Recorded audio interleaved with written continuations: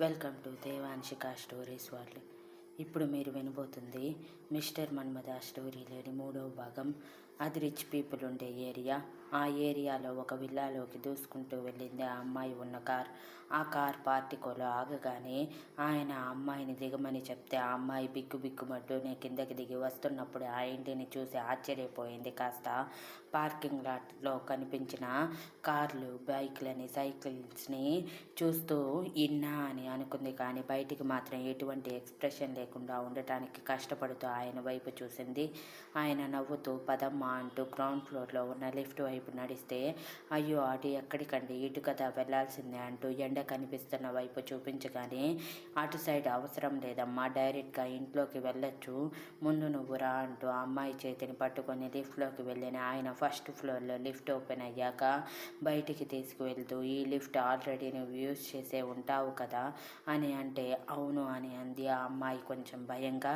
భయపడుకురా అమ్మ అంటూ ఫస్ట్ ఫ్లోర్లో ఉన్న గుమ్మం వరకు తీసుకువచ్చేసరికి ఆల్రెడీ ఇన్ఫర్మేషన్ ఇచ్చాడేమో. అక్కడ ఎదురుగా ఉన్నారు ఇద్దరు పెద్దవాళ్ళు.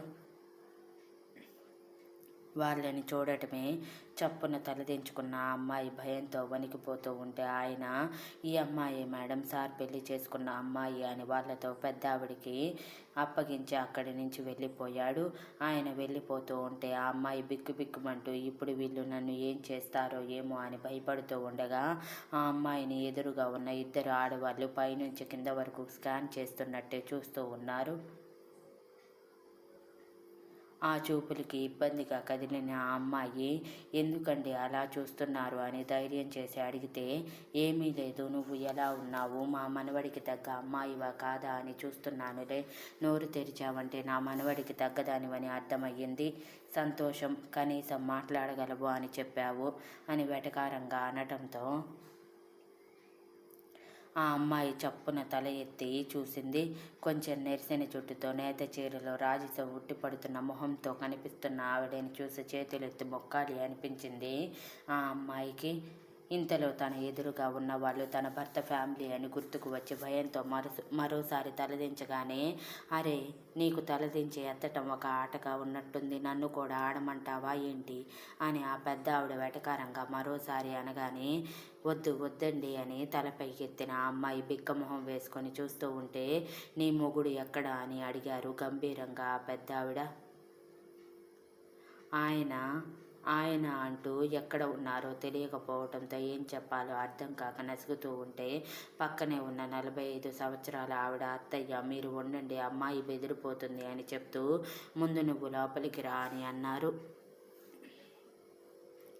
ఒక పెళ్ళైన ఆడపిల్లకి దొరకాల్సిన స్వాగతం తనకి దొరకలేదన్న చిన్న బాధ తనలో ఉన్న, తను వచ్చింది కేవలం కాంట్రాక్ట్ మీద అన్న విషయం గుర్తుకు వచ్చి సరే అని తల ఊపి కుడికాలు పెట్టి లోపలికి వచ్చింది ఆ అమ్మాయి.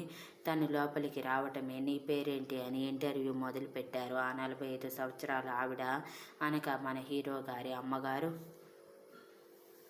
నా పేరు సాత్విక అండి అని అనగానే ఒకరు మొహం ఒకరు చూసుకున్న మన హీరో గారి అమ్మగారు, నాన్నమ్మగారు ఇద్దరు రూపానికి తగ్గ పేరు అని ఒకేసారి చెప్పి, సరే పద లోపలికి అని లోపలికి తీసుకువెళ్ళి మొహం కడుక్కొని రమ్మని ఒక రూమ్ చూపించి, ఆ అమ్మాయి కడుక్కొని రాగానే, ముందు భోజనం చేద్దురా, ఏ సమయంలో తిన్నావో ఏమో, తర్వాత వివరంగా అంతా మాట్లాడుకుందాం అంటూ ఆ అమ్మాయిని డైనింగ్ హాల్ దగ్గరికి తీసుకువెళ్ళారు. Thank you for listening and please like, share, comment and subscribe.